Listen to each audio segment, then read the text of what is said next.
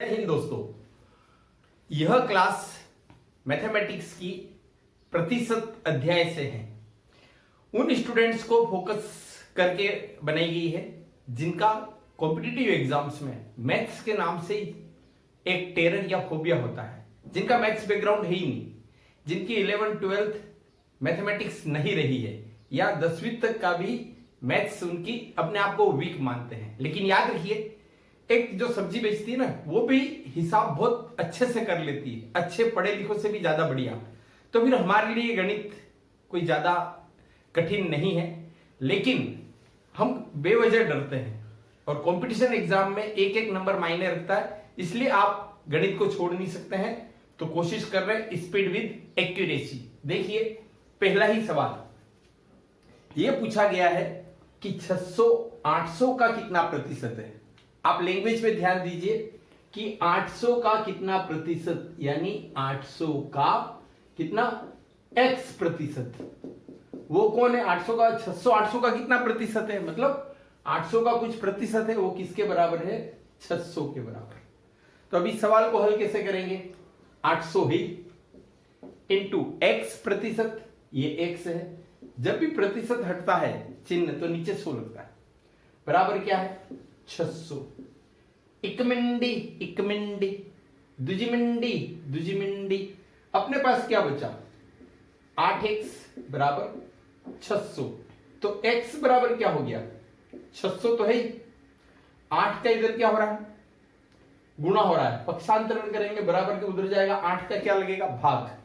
अब आप देखिए, 8 7 56, बचा कितना? 60 में से 56 गया तो 4, ऊपर से उतारा 0, 8 5 40, 75%। ये अपना आंसर है। अब इसी में देख लीजिए, अगर थोड़ा और शॉर्ट आपको करना हो तो 800 का कितना प्रतिशत हमको उसके आधार पर ज्ञात करना है, तो नीचे रख लीजिए 800।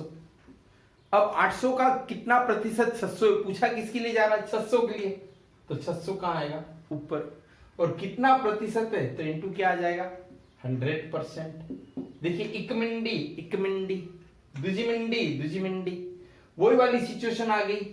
600 बटा 8 तो कितना आएगा? 75%। तो आप प्रैक्टिस से एक समय ऐसी स्थिति आ जाएगी, आपको इतना सोल्व करने की जरूरत नहीं, आप डायरेक्ट भी हल कर पाएंगे। ध्यान रखिए। इसी तरह से अगला नेक्स्ट सवाल देखिए, इसी पैटर्न पे हो रहा है।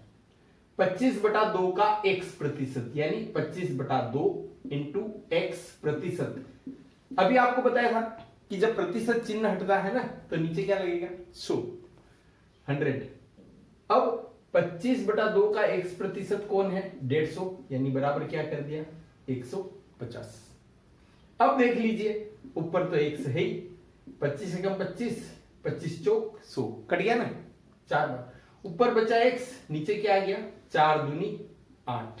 यहां याद रखिएगा, ये 4 दूनी 8 है, गुना हो रहा है ना, जोड़ मत दीजिएगा। कई स्टूडेंट ऐसी गलती कर बैठते हैं, आपको बचना है। बराबर क्या है? 150। अब देखिए x की वैल्यू कितनी इजी आ जाएगी? 150 है, यहां 8 का भाग हो रहा है, बराबर के उधर ले जाएंगे, पक्षांतरण, तो 8 का क्या हो जाएगा? गुना। मिंडी ऐसी की ऐसी, और 15 8 120। यहां पर हमारा आंसर क्या आ गया? 1200। अब देखिए, इस सवाल में क्या है? 850 से 40% अधिक कितना होगा, यानी अपना बेस क्या है? 850। इससे अपने को क्या करना है? 40% अधिक। प्रतिशत मतलब हर एक 100 पर, 40% अधिक मतलब 100 पर 40 अधिक। या तो आप क्या करो, 40% निकाल के उसको 850 में जोड़ो, या फिर 40% अधिक मतलब 100 प्लस 40 140। तो 850 का आप डायरेक्ट क्या निकाल लो? 140%। और प्रतिशत के लिए हम क्या करेंगे? नीचे 100 लगा देंगे। वही अपना पैटर्न है, इकमिंडी इकमिंडी, दुजिमिंडी दुजिमिंडी, क्या हो गया? 85 इंटू 14। और इसको अगर आप गुणा करते हैं तो कितना आ जाएगा? 1190। That is answer. अब देखिए, ये जो नेक्स्ट सवाल है ना, उसमें क्या कहा है? 540 से 30% कम कौन सी संख्या, वह ज्ञात करो। इस सवाल में अधिक वाला था तो हमने 100 में जोड़ा था, इस सवाल में कम है तो 100 में से घटाएंगे। तो हमारा मेन संख्या क्या है? 540।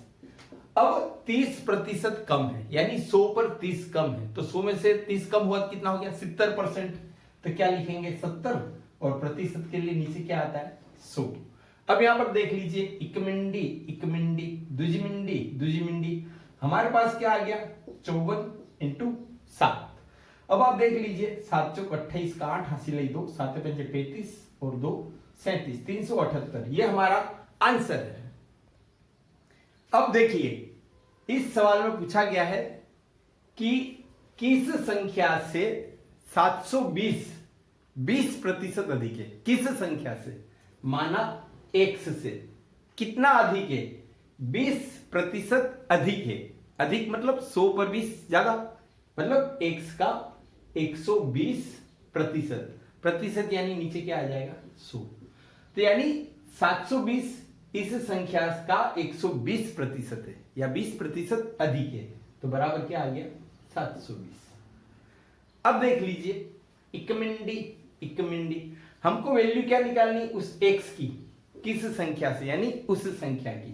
तो x बराबर क्या हो जाएगा 720 तो ही, पक्षांतरण करेंगे 10 का इधर भाग हो रहा है तो उधर जाकर 10 का क्या हो जाएगा गुणा, है ना, और 12 का इधर क्या हो रहा है गुणा, बराबर के उधर जाकर 12 का भाग। तो आ गया 12 छंग 72, ये मिंडी ऐसी की ऐसी, और 60 दही 600, डेट इज आंसर। अब देखिए इस सवाल में क्या कहा है कि किसी व्यक्ति के पास कुल धन कितना है 8000 रुपये, उसमें से 30% उसने खर्च कर दिया, तो अब कितना बचा। तो देखिए 8000 रुपये ये था, है ना, खर्च कर दिया मतलब क्या हो गया कम हो गया। कितना खर्च करा 30%, यानी 100 में से 30 खर्च हो गए तो बचे कितने 70% ना। तो आपको 8000 का 70% याद करना है, तो 70 और परसेंट के लिए नीचे क्या आ जाएगा 100। इकमिंडी इकमिंडी दुजिमिंडी दुजिमिंडी, हमारे पास क्या बचा 800 इंटू 7, 2 जीरो ऐसे के ऐसे, और 7 8 56, यानी उसके पास कितने रुपये शेष बचे 5600, दैट इज द आंसर। देखिए बड़ा इंटरेस्टिंग सवाल अगला, कि कोई संख्या है उसके 40% में अगर 42 जोड़ देते हैं तो वही संख्या आ जाती है।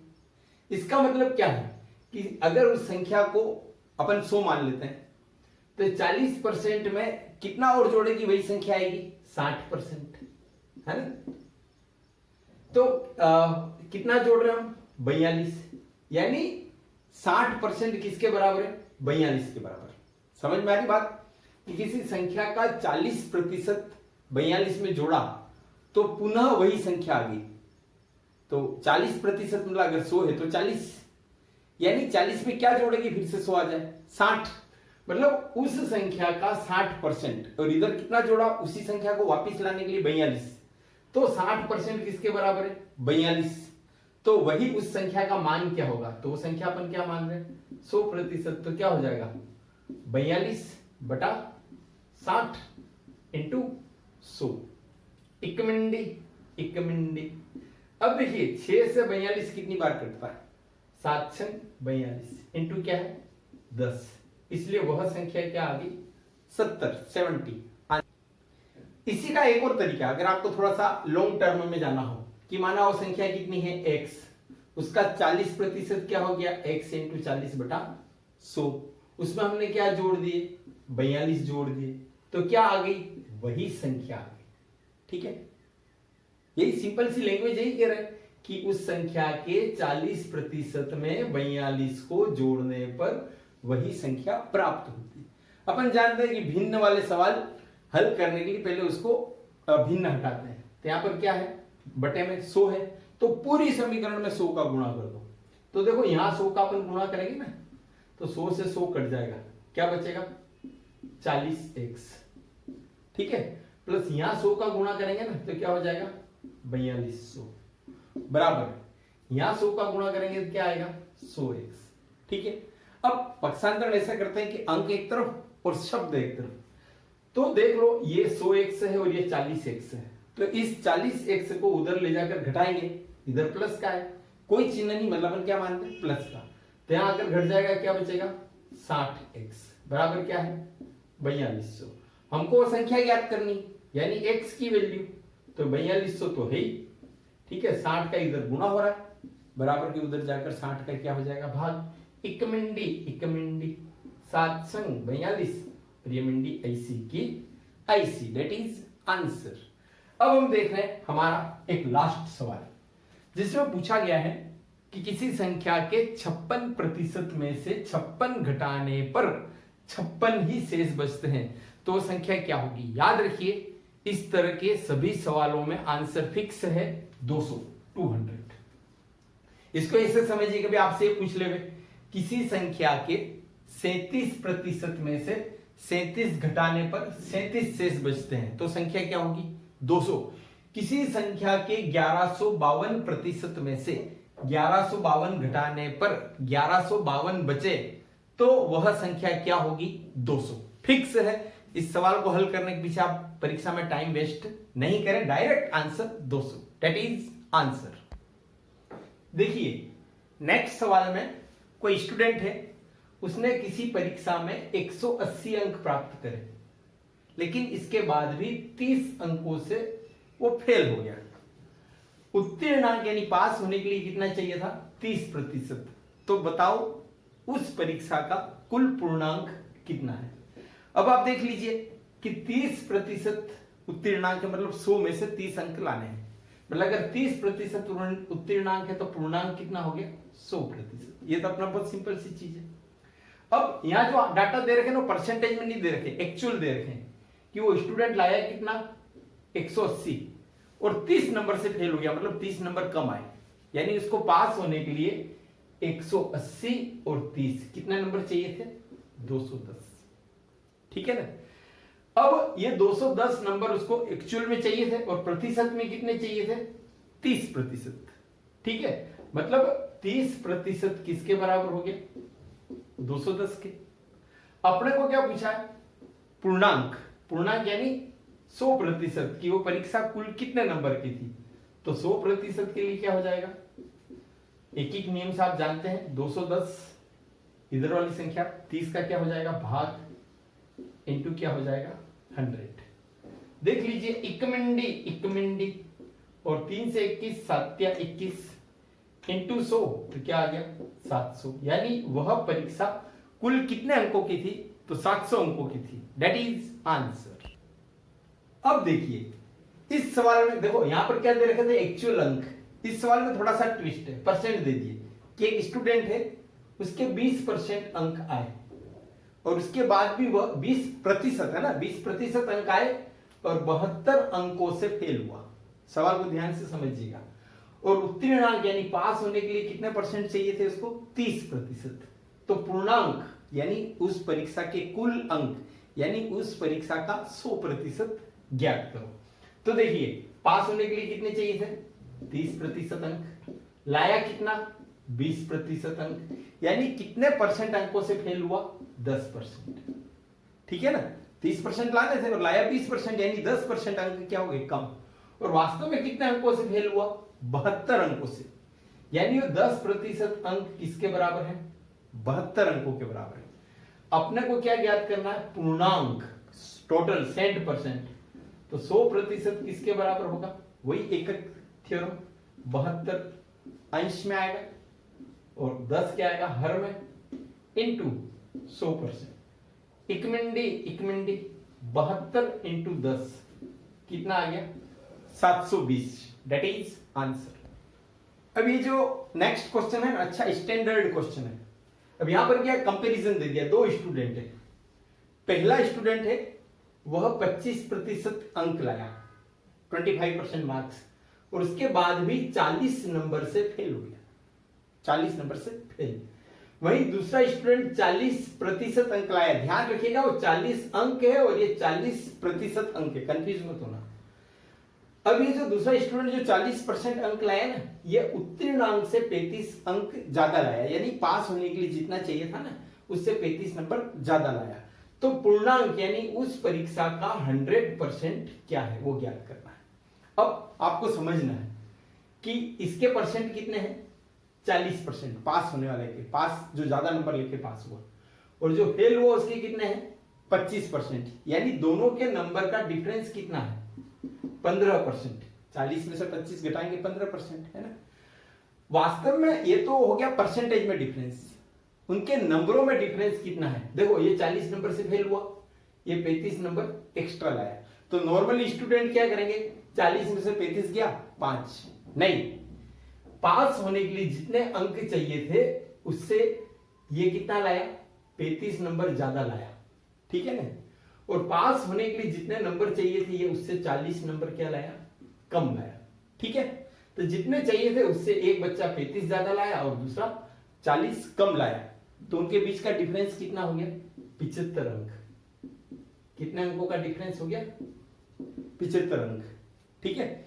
अब परसेंटेज में डिफरेंस कितना है 15%, यानी 15% अंकों में किस डिफरेंस के बराबर है, दोनों के परसेंटेज में 15% का डिफरेंस और दोनों के नंबरों में 75 नंबर का डिफरेंस। अपने को क्या याद करना है, पूर्णांक, पूर्णांक यानी 100%। वही एकक थ्योरम, क्या आ जाएगा 75/15 इंटू क्या आ जाएगा 100। अब देख लीजिए 15/75 इंटू 100, तो परीक्षा का पूर्णांक कितना आ गया 500, यानी वह परीक्षा 500 अंकों की थी। अब यह क्वेश्चन भी बड़ा इंटरेस्टिंग है और इस तरह के क्वेश्चन आते ही आते हैं। यहां पर आपको पूरे सवाल को समझना है। उसमें कहा है कि 30% विज्ञान में फेल हुए, 25% अंग्रेजी में फेल हुए और 10% स्टूडेंट ऐसे हैं जो दोनों में फेल हुए। तो बताइए उस परीक्षा में कितने स्टूडेंट उत्तीर्ण यानी पास हुए। तो एक तो परसेंटेज से आप समझ लेना कि 100 पर है, प्रतिशत का मतलब क्या 100 को आधार बनाया गया कि 30% मतलब 100 बच्चे थे तो 30 किस में फेल हो गए विज्ञान में, 25% कितने हो गए अंग्रेजी में फेल हो गए। अब नॉर्मली अपन कैलकुलेट करते हैं तो अपने को 30 + 25 कितने स्टूडेंट फेल अपने को लग रहे हैं 55%। लेकिन ध्यान रखिएगा 10% कैसे हैं जो दोनों में फेल है, यानी जब पूछा भाई विज्ञान में फेल है तो वहां भी हाथ खड़ा कर दिया, हाँ। जब अंग्रेजी में फेल होने की बात आई तो वहां भी हाथ खड़ा कर दिया। मतलब 10 जने कितनी बार काउंट हो गए 2 बार, काउंट कितनी बार होने थे 1 बार, तो इसलिए हम इन 10 को घटाएंगे। समझ में आया। और हमेशा ध्यान रखिए जो दोनों में दे रखा हो उसी को बेस बनाइए। ये सवाल बहुत इजी है क्योंकि दोनों में अनुत्तीर्ण भी दे रखे हैं और विज्ञान और अंग्रेजी में भी अनुत्तीर्ण दे रखे हैं। तो 30 और 25 55, उन 55 में से 10 जो डबल बार काउंट हुए निकल गए, तो कितने अनुत्तीर्ण हुए 45%। हमसे ये नहीं पूछा है कि कितने परसेंट अनुत्तीर्ण हुए, हमसे पूछा है कितने प्रतिशत उत्तीर्ण हुए। मतलब अगर 100 स्टूडेंट है हमारे पास और 100 में से 45 फेल हो गए तो कितने पास हुए 55%, दैट इज आंसर। अब देखिए इस सवाल में 60% स्टूडेंट किसी परीक्षा में विज्ञान में उत्तीर्ण हुए, 60%, यहां ध्यान रखिएगा उत्तीर्ण हुए, और 70% छात्र हिंदी में उत्तीर्ण हुए और 15% छात्र दोनों में अनुत्तीर्ण। ध्यान दीजिएगा यहां पर उत्तीर्ण दे रखा है और यहां पर अनुत्तीर्ण। पिछले सवाल में मैंने आपको बताया था कि हमको बेस किसको मानना है, जो दोनों के लिए दे रखा है, और दोनों के लिए क्या दे रखा है अनुत्तीर्ण। तो अब हमको पूरे सवाल को किस में कन्वर्ट करना है अनुत्तीर्ण में। कैसे करेंगे, विज्ञान में 60% मतलब 100 में से 60 उत्तीर्ण हुए तो अनुत्तीर्ण कितने होंगे 40%, ठीक है ना। 100 में से 60 गए तो 40। इसी प्रकार हिंदी में 70% उत्तीर्ण हुए तो अनुत्तीर्ण कितने होंगे, 100 में से 70 गए तो 30, ठीक है। तो 40% तो विज्ञान में फेल हो गए, 30% हिंदी में फेल हो गए, तो 40 और 30 कितने हो गए 70 फेल हो गए। लेकिन इन 70 में से 15 ऐसे हैं जो विज्ञान में भी फेल, हाँ भाई, हिंदी में भी फेल, हाँ भाई, दोनों जगह हाथ खड़े कर दिए, तो इनकी काउंटिंग क्या हो गई डबल हो गई। तो डबल है तो इसमें से इसको बैलेंस करने के लिए एक बार 15 घटाना पड़ेगा, तो कितना आ गया 55%। यानी इस परीक्षा में 55% छात्र क्या हुए हैं अनुत्तीर्ण हुए हैं। तो ये जो 55% अनुत्तीर्ण छात्र है ना, वास्तव में अनुत्तीर्ण छात्रों की संख्या इन ये 55% किसके बराबर हो रही 220 के, ठीक है। और हमको क्या पूछा है कि कुल परीक्षार्थी यानी 100% उस परीक्षा में कितने स्टूडेंट बैठे थे, तो 100% बैठे थे। तो 100% को ज्ञात करना है तो 220 वही एक एक नियम, 220 के बटे में क्या आएगा 55% इंटू क्या आ जाएगा 100%। अब आप देख लीजिए 55 चौक क्या होता है 220 इंटू क्या होता है 100। तो उस परीक्षा में कुल स्टूडेंट कितने बैठे थे 400, डेट इज आंसर। अब देखिए नेक्स्ट सवाल है चुनाव पर कि दो कैंडिडेट है, दो प्रत्याशी खड़े हुए, एक को 65% वोट मिले और वो 2100 वोट से जीत गया। तो बताओ उस चुनाव में कुल कितने वोट डले थे। देखिए यहां पर कितने वोट अवैध थे, कितने लोगों ने वोट नहीं दिया, वो चीजें नहीं पूछी। तो जो चीजें नहीं पूछी उनके पीछे अपना दिमाग नहीं लड़ाना, ठीक है ना। आप 65% मत है तो आप मान लीजिए कि माना कितने वोट थे 100%। खड़े कितने हुए 2 जने, पहला और दूसरा। अब 100 में से पहले को अगर 65 मिल गए, ऑब्वियसली बाकी के किसको मिले दूसरे को, तो 100 में से 65 इसको मिले तो बचे कितने 35 दूसरे को मिल गए। तो अब इनके हार और जीत का अंतर क्या हो गया, 65 में से 35 गए तो हार जीत का अंतर कितना हो गया 30%, है ना।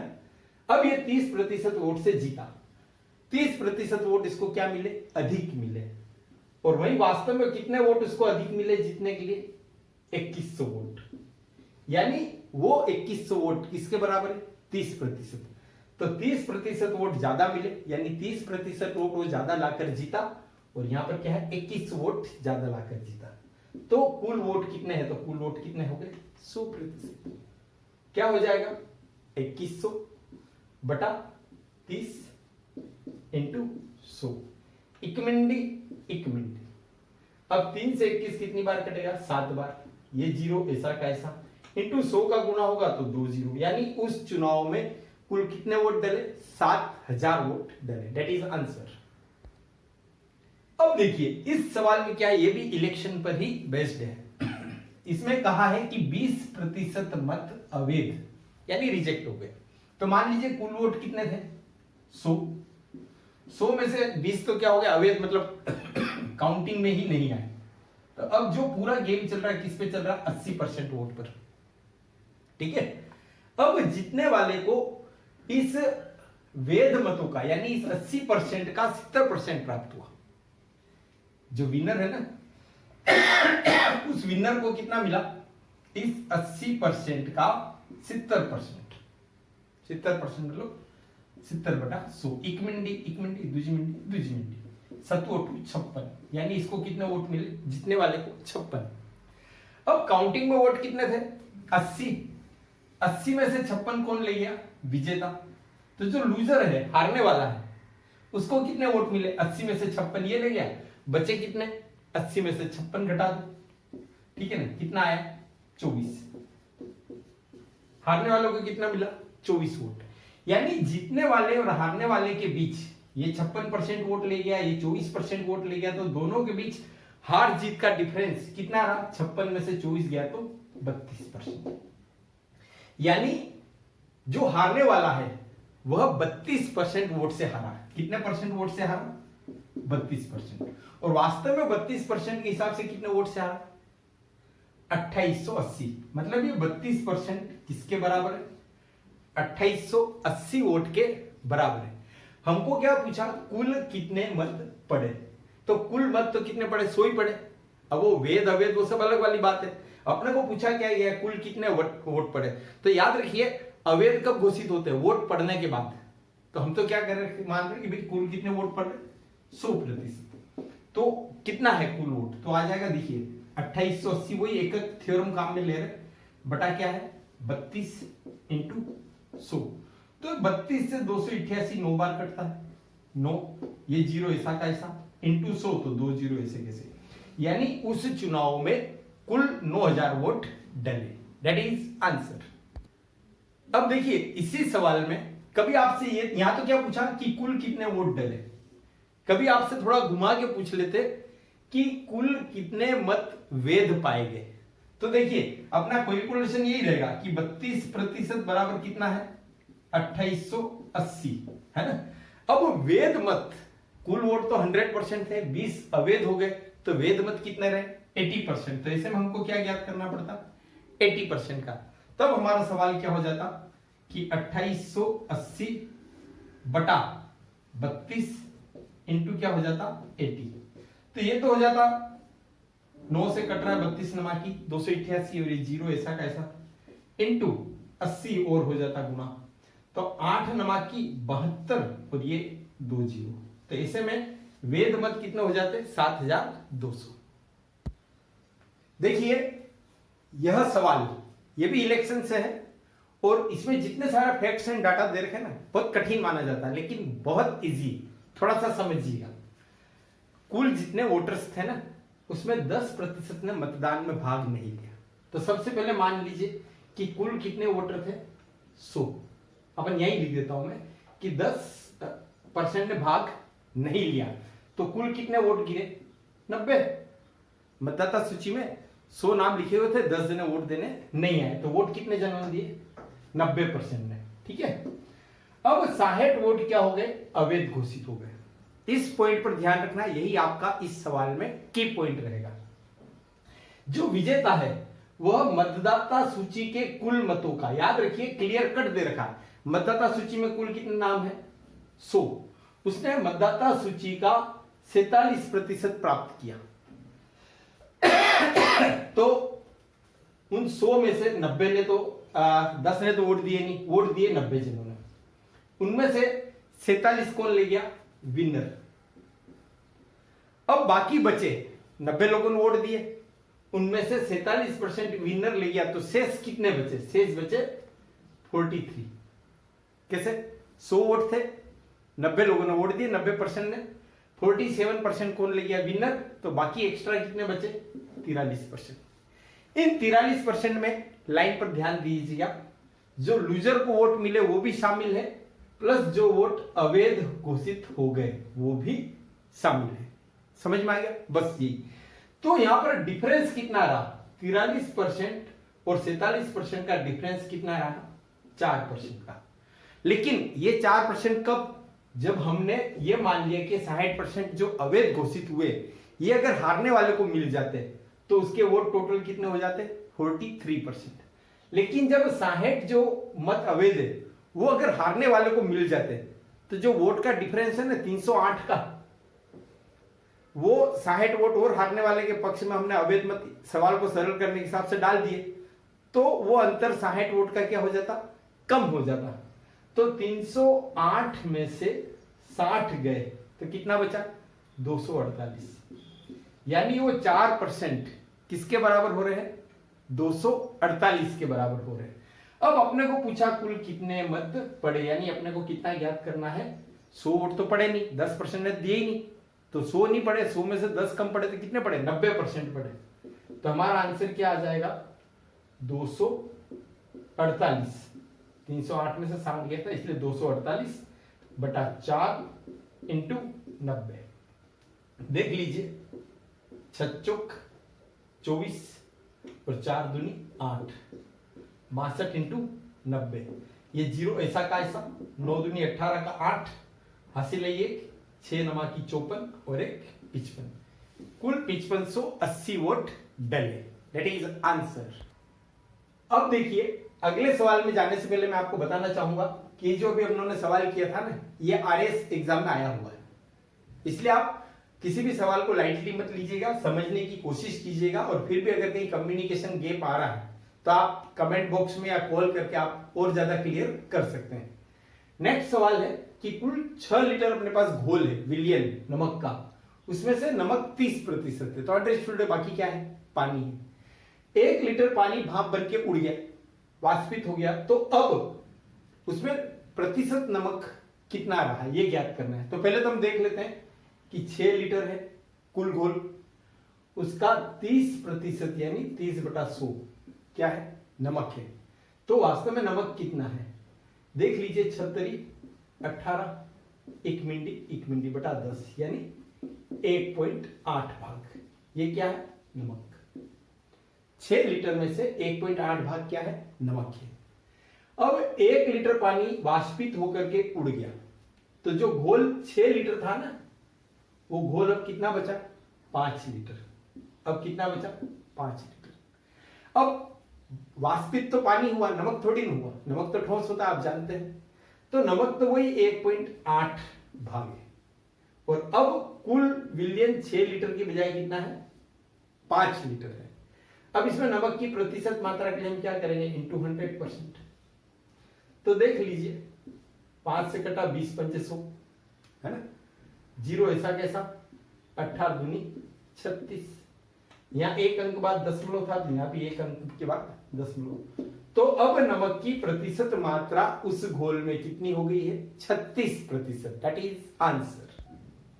अब जो नेक्स्ट सवाल है वो थोड़ा सा कॉम्प्लिकेटिव और लेंदी माना जाता है, तो जो शॉर्ट ट्रिक है उसको आप थोड़ा सा याद रखने की कोशिश करिएगा।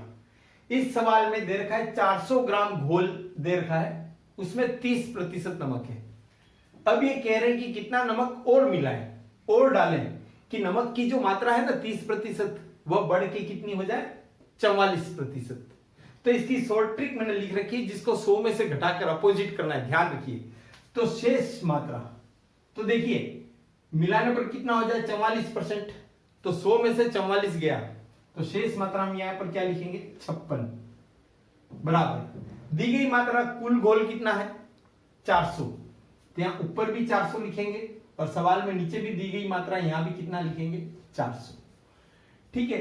अब इंटू क्या दे रखा है, ऊपर सवाल में दी गई मात्रा इंटू प्रतिशत। 30% नमक है, जैसे यहाँ 44% था तो हमने 100 में से 44 घटा के 56 लिखे। जैसे यहाँ 30% नमक है तो 100 में से 30 घटाकर यहाँ क्या लिखेंगे, 70 प्लस, चूंकि हमने मात्रा और डाल रहे और मिला रहे इसलिए प्लस आएगा, अगर निकाल रहे होते तो माइनस आता। अब डाली गई मात्रा, ये तो हमको पता करना है, हमको पता है नहीं, तो माना ये मात्रा कितनी है, x। बस यही था इंपॉर्टेंट। अब तो सिंपल मैथ से आप हल कर लीजिए। कैसे, पक्षांतरण करेंगे आप, तो ये 400 प्लस x इंटू क्या है, 56 बराबर क्या है, 400 इंटू 70। अब ये जो 56 है ना, इसका इधर गुना हो रहा है, तो बराबर के इधर पक्षांतरण करेंगे, क्या लग जाएगा, भाग। तो ये क्या है, 400 प्लस x है बराबर 7 एकम 7, जीरो ऐसा का ऐसा, और 7 8 56। 8 से भाग जाएगा तो 8 पंजे 40, और ये जीरो ऐसा का ऐसा, यानी कितना आ गया, 50 इंटू 10, 500 आ गया। ठीक है। तो x की वैल्यू क्या रहेगी, 500 तो है, 400 के आगे यहाँ पर कोई चिन्ह नहीं, तो हम क्या मानते हैं, प्लस। पक्षांतरण करेंगे, प्लस का 400 बराबर के उधर जाकर 500 में से घटेगा, तो वो जो x है ना, यानी कितना नमक और डालें, कितना नमक और मिलाएं, वह मात्रा x कितनी आ गई, 100 ग्राम। Date is answer. अब देखिए इस तरह का सवाल लगभग हर परीक्षा में आता है और स्टूडेंट कंफ्यूज होते हैं। ए का वेतन 20 से 25% अधिक है, यानी ए का 20 से 25% अधिक है, यानी हर 100 पर 25 अधिक है। अब यह उल्टा कर दिया कि बी का वेतन ए से कितना प्रतिशत कम होगा। काफी कंफ्यूज होते हैं, बहुत सिंपल सी ट्रिक बता रहा हूं। 25% अधिक, कम या अधिक जो भी है उसको आप अंश में लिख लीजिए। अब अधिक है तो 100 में वो जोड़ दीजिए, तो 100 में 25 क्या हो जाएगा, 125। कम होता तो क्या कर देते, घटा देते, इनटू क्या लिखेंगे, 100%।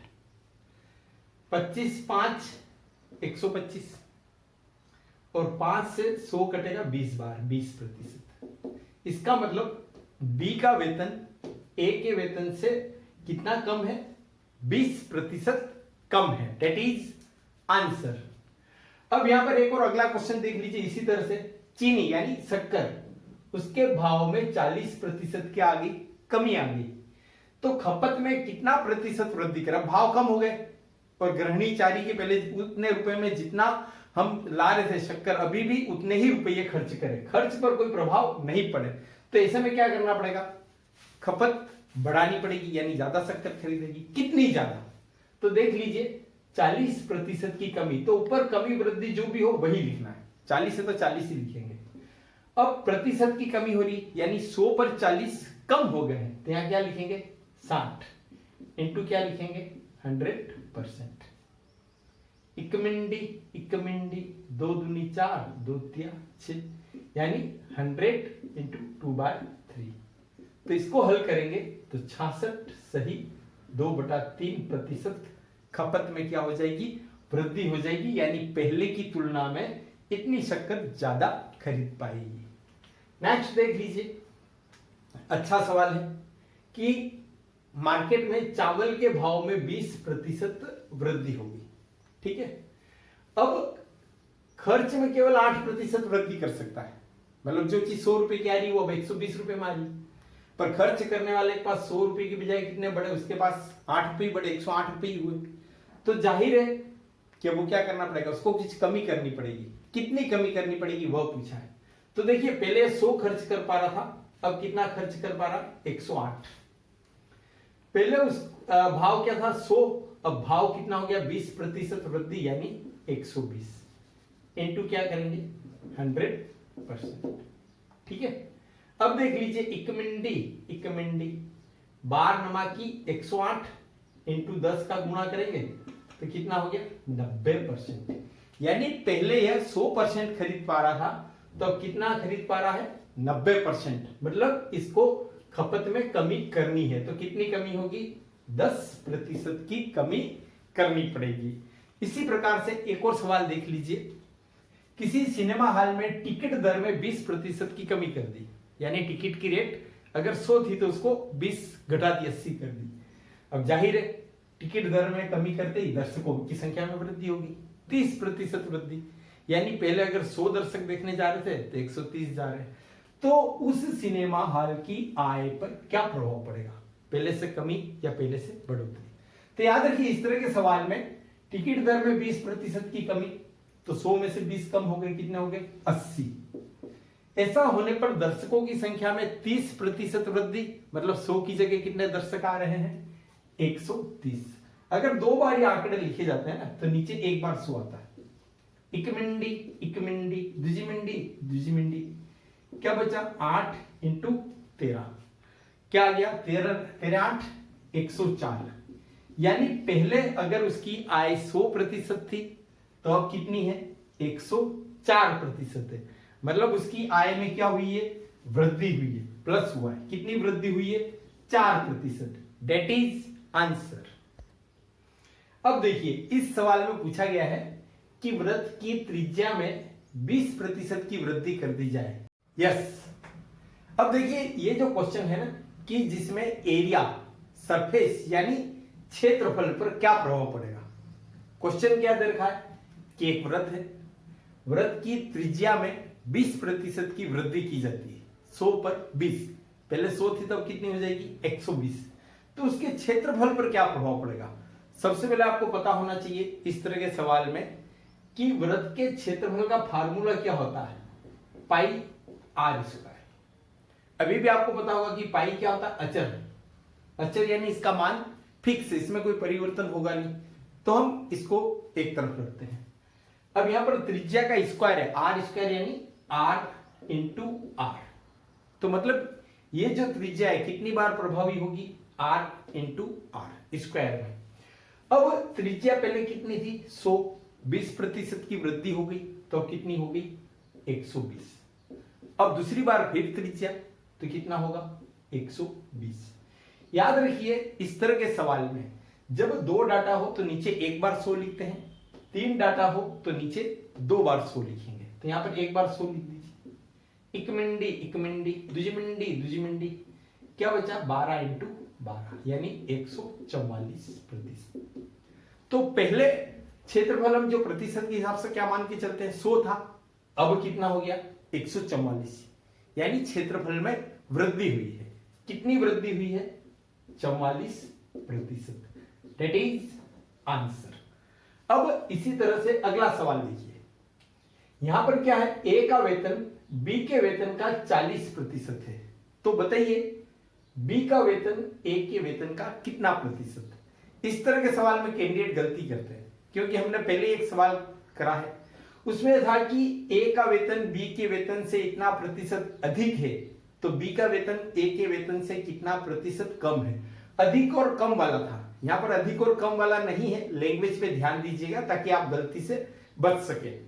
यहां पर क्या है ए का वेतन बी के वेतन का 40% है, तो बताइए बी का वेतन ए के वेतन का कितना प्रतिशत।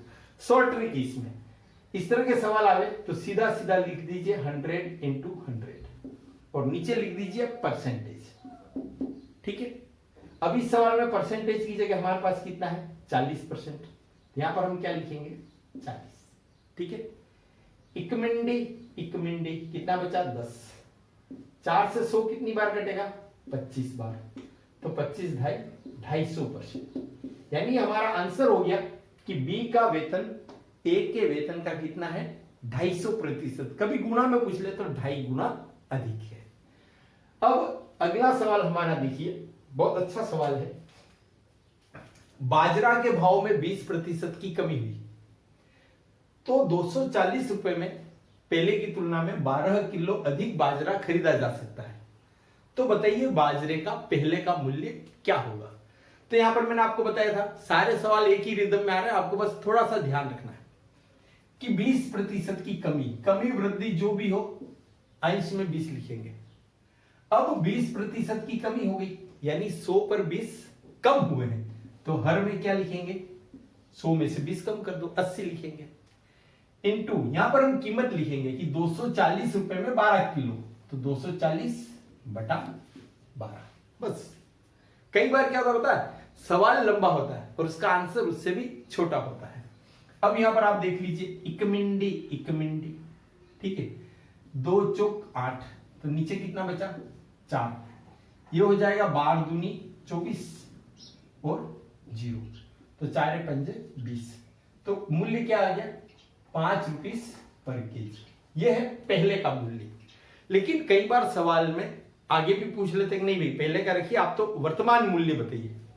तो पहले का मूल्य तो कितना था 5 रुपीस पर केजी, और अब क्या हो गया 20% की कमी हो गई है। तो 20% की कमी यानी पहले अगर 100 था तो कितना हो गया 20 कम यानी 80 हो गया। तो अब का नया मूल्य बाद वाला मूल्य क्या होगा देखिए, इकमिंडी इकमिंडी 5 दूनी 10, तो ये जो 8 है इस 8 में 2 का भाग देंगे तो अब नया मूल्य क्या है 4 रुपीस पर केजी, डेट इज आंसर।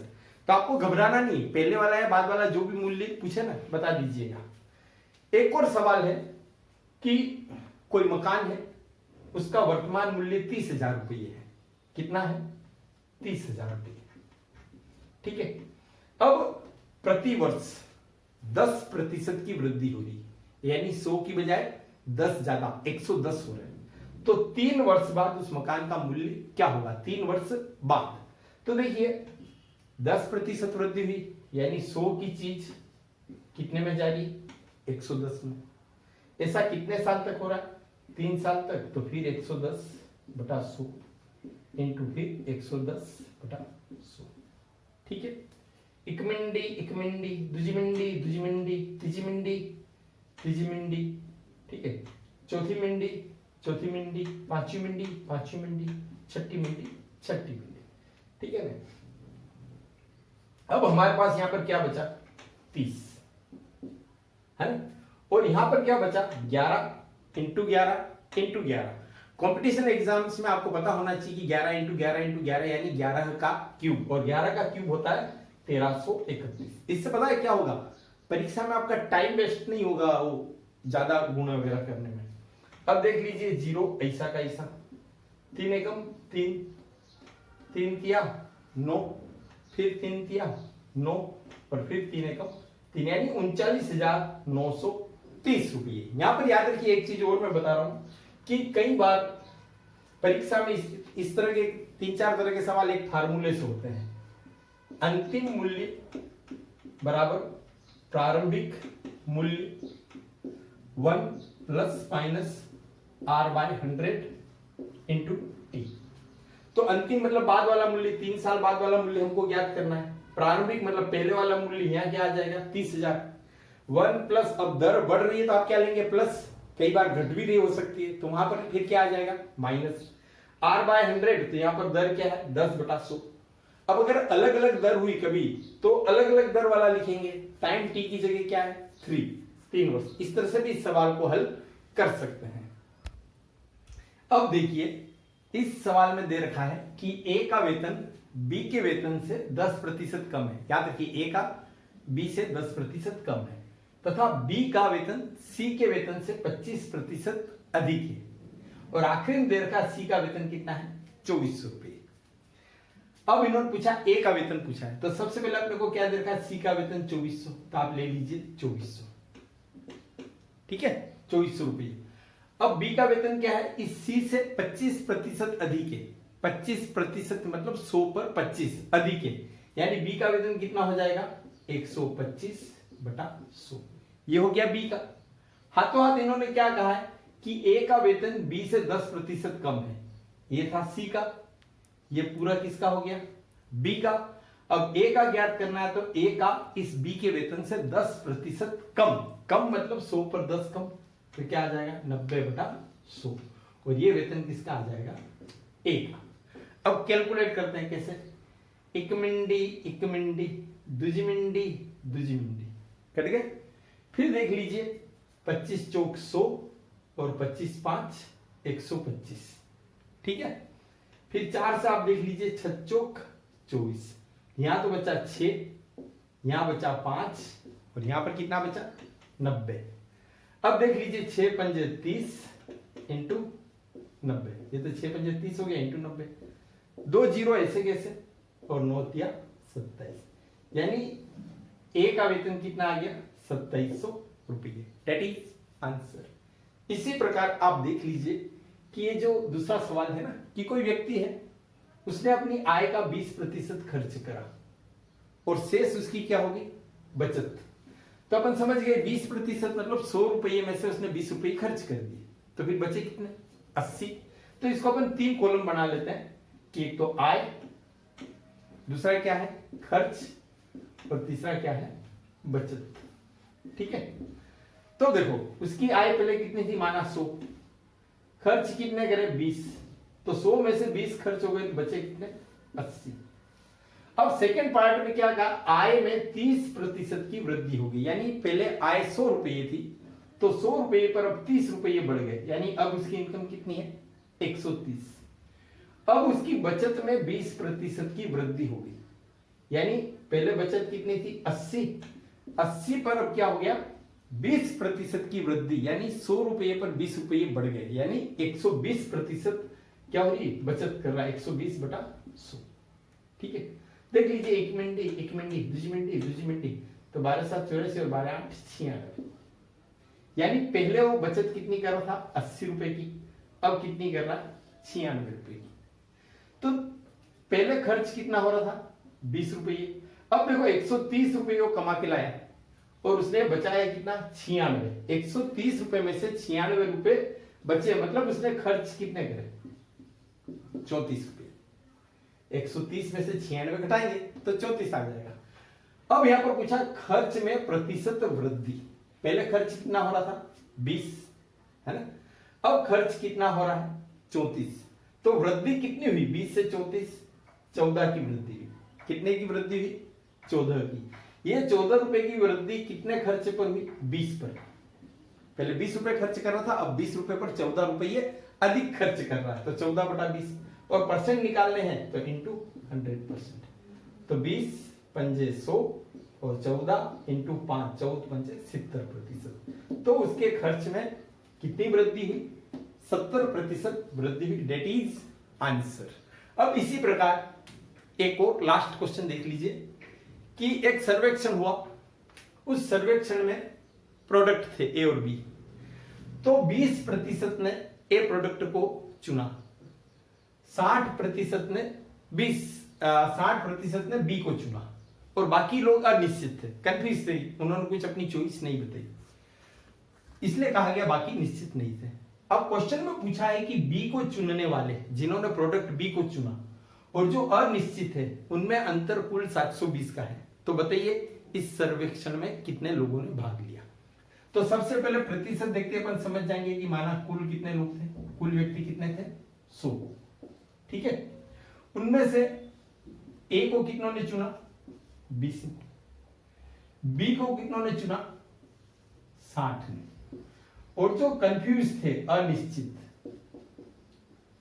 वो शेष, अब वो इन्होंने कंफ्यूज करने के लिए दिया आपको क्यों शेष लिख दिया कि अपन जानते हैं 100 में से 20 ने ये चुन लिया, 60 ने ये चुन लिया, यानी कितने काउंट हो गए?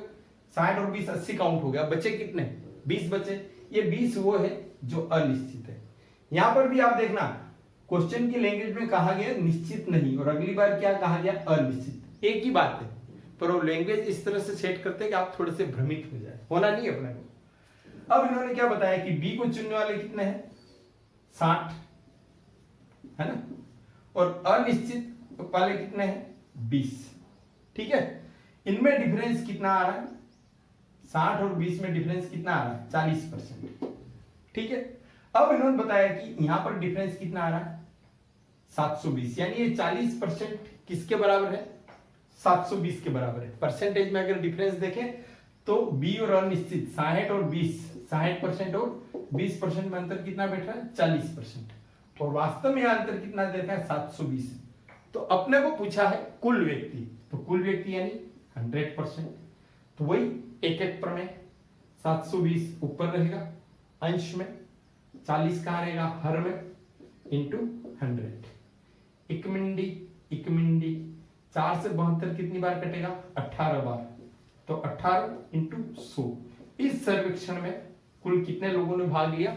1800 ने। That is answer. उत्तर तो आना ही था। धन्यवाद। जय हिंद।